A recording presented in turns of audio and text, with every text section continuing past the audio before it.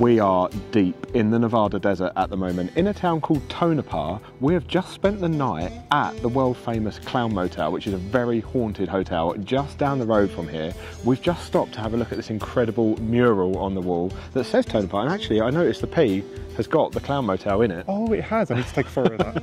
And then the first N, or the only N, I should say, has got the Mizpah Hotel, which is literally right opposite, which is another famous haunted hotel here. But we are going to drive the desert roads today, and we're going off the beaten track where most Brits don't go when they come to Nevada. No. They stay within kind of the Vegas area. We're not doing that today. We're going to discover some of the forgotten towns along the highway, stop at some incredible places, and hopefully see some unexpected sights. So let's go and hit the road and get on with it, because it's getting warm already.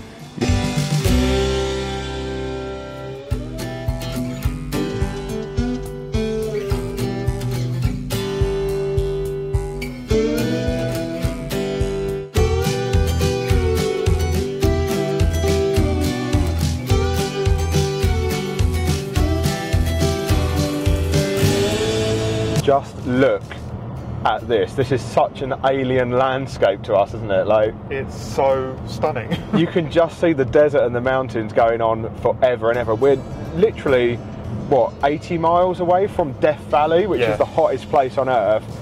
And as incredible as this drive is at the moment, I wonder how quickly it gets boring when you're just driving through desert for like hundreds and hundreds of miles.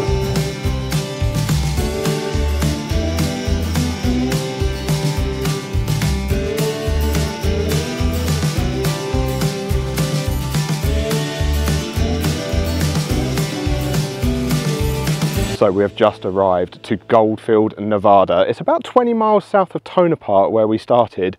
This is a place on my bucket list. Now, a lot of people have like Vegas, Hawaii, the Seychelles on their bucket list. I have quirky, unusual places like Goldfield on mine, because this looks like a really cool old mining town.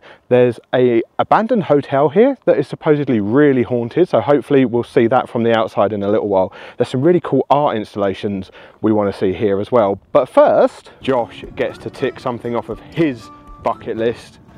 I know this is silly, but I've always wanted to have my photo done with a Joshua tree. So here we are. Here we are. Here we are. Now, Joshua Tree National Park is on our bucket list. Yep. That's probably the most famous place to see these in California. We're not going there this time. However, we didn't realise they spread to Nevada as well. I think they're unique to this part of the world, Southwest US. This is the only place you see them. So yeah, let's get your picture. Tick it off your bucket list. We've been watching out for rattlesnakes. What we haven't been watching out for is crocs. We didn't expect there to be crocs. Oh, I didn't know I was in Florida. Cool, blimey. No, that's Australian. That's no. Oh. That wasn't Australian, was it? That was very British. Crikey. Crikey, mate. Crikey, mate. There's a desert croc.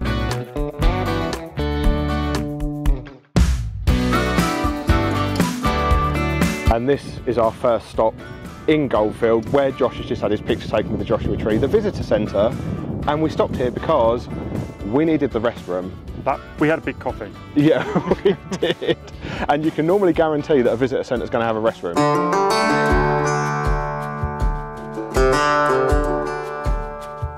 Oh no, we missed the yard sale. Damn. Saturday only. If we'd have come here yesterday, we'd have been here for the yard sale. How American's that? And this is the notorious Goldfield Hotel, currently abandoned, but available to lease or buy. I think that would be fun. I think it would be, if only we had some American friends that could actually buy it. Hello, American friend. Fancy buying a notoriously haunted hotel? Don't you want to buy a fancy, notoriously haunted hotel? What if we help fund it and we get free stays for life? We would probably need some help funding it. Yeah.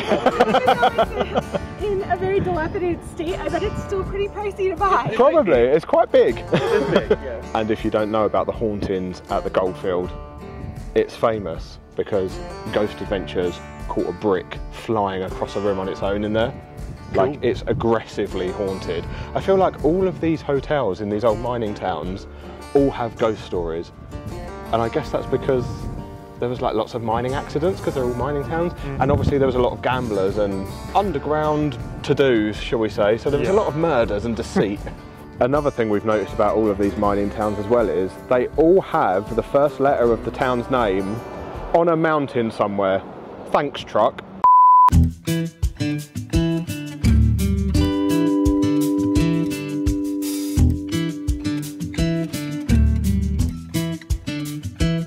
And this is one of those quirky art installations I was talking about. This is Goldfield's art cars.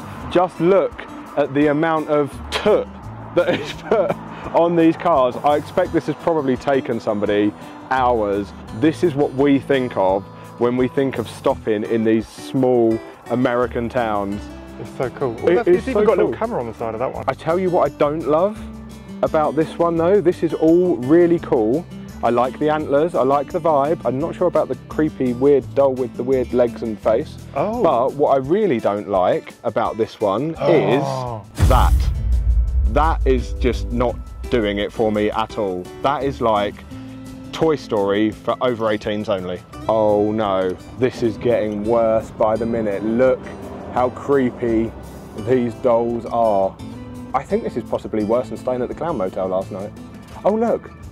This tiger's eating one. There seems to be a lot of Santas around here as well. I guess this bears true that one man's junk is definitely somebody else's treasure, because there is so many things on here. We've seen, there's a Mickey Mouse like cake tin on the side, there's a Care Bear, there's all sorts of things that you may recognise from your own childhood, just not maybe in the condition that they were in your childhood. Kara just noticed this Big Bird, and apparently it's a very specific version of Big Bird. He goes, "You are my sunshine, my only sunshine," you know, like that. Bravo, I'd give you a round of applause, but I'm holding the camera. There you go, there you go. There you go. And the art cars are also pointing us to where we're off to next, the International Car Forest. We're off-roading. Oh, we're literally off-roading. This isn't the road we were expecting. No. But it's the road we've got. Oh my God. Oh, I was expecting it to be right there. I can see them over in the distance over there. That's really exciting. I hope Jeremy and Kara are okay behind us. Yeah. Okay, so we've decided to drive a little bit closer because a lady did just tell us drive. Yeah. Because it's quite a walk. We'd parked up by like this little welcome hut, and she was like, "We made the mistake of parking down here, don't do that." And it is very warm, so we've taken that advice. Ooh, and taken it a little bit further. Glad we got a car with big wheels. Yep. Oh wow.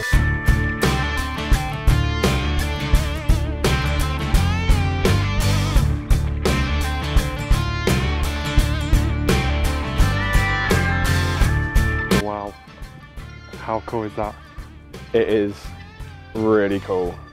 It's always surreal when you've seen loads of pictures and stuff of places and then you actually end up here and it's so much bigger than I thought it was going to be, and there's so many more, well I was going to say cars, but they're not all cars, there's loads of different types of vehicles. There's even buses. There's even school buses, yeah, they're just kind of planted in the ground like a tree. By a fly.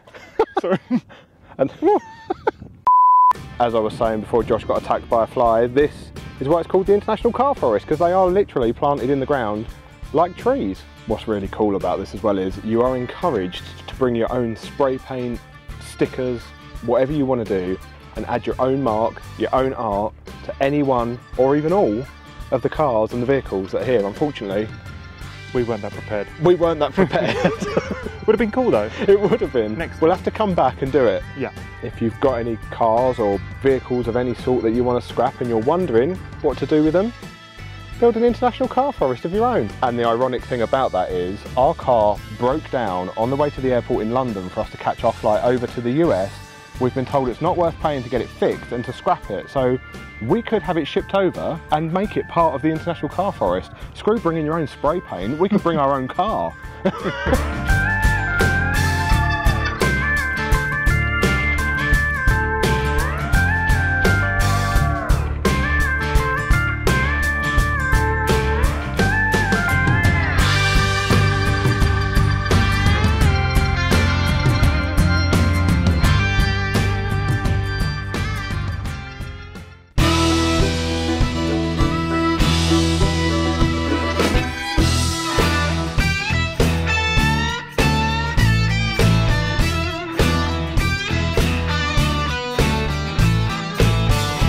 So we've just made a quick stop before we hit the town of Beatty at the Angel Ladies Brothel, which used to be a legal working brothel. I'm assuming those buildings up the back were part of it.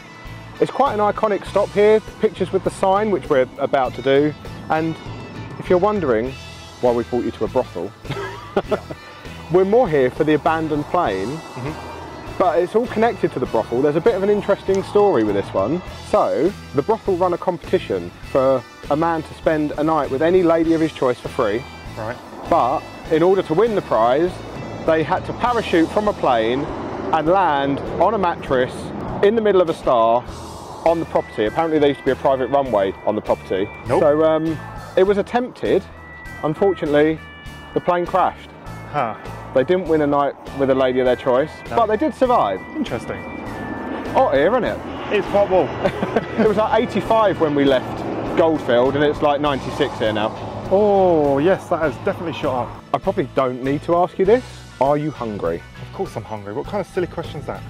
Then let's drive on to Beatty, because we know just the place. Well, we don't. We've never been there before, but we found it on Google.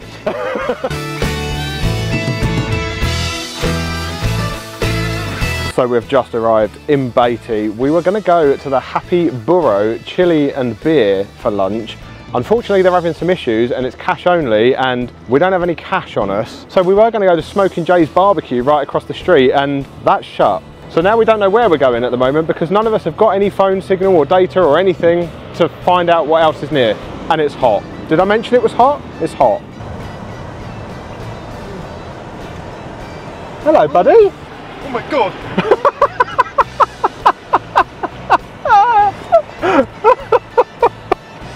He wanted to get me. That really scared me. We forgot that's another reason that we wanted to come to Beatty is because there's wild donkeys, or as they call them here, burros. He's gonna come right up to there. Oh, shoot. Hey, buddy.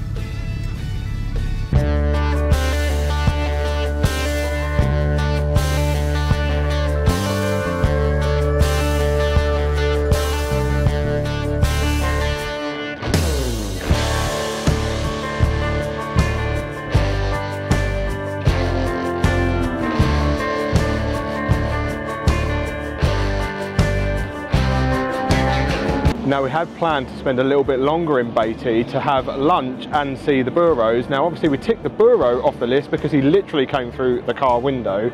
We couldn't get the lunch as you saw. There were a couple of other places around that we could have got lunch but they were all shut, and that's just all part of doing these road trips through small town America. You have to be prepared that things may be closed and you're going to have to change your plans on the fly. We've just stopped at this 76 gas station. We stopped here yesterday on the way to Tonopah and we had some really good Indian food, unexpected as it was.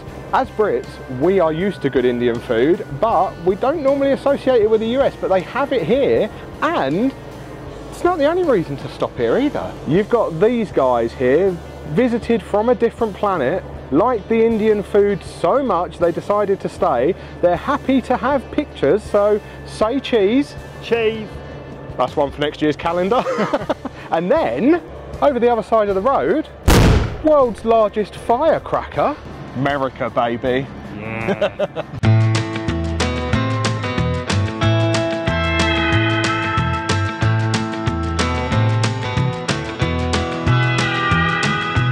Well, we have made it to our Airbnb for the night in Pahrump.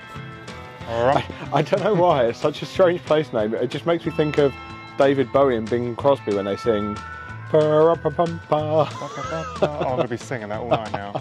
But this place is so cool. It is called Wagon Wheel Ranch and it is like a massive ranch house that's all themed and it is pretty incredible. I'm quite looking forward to it. That's really bad English. I'm looking forward to staying here and I can't wait to jump in that pool. Sorry, I got a bug on me. It's really annoying, yeah. Also, the sun rays are pretty cool. Over the trees. Yep.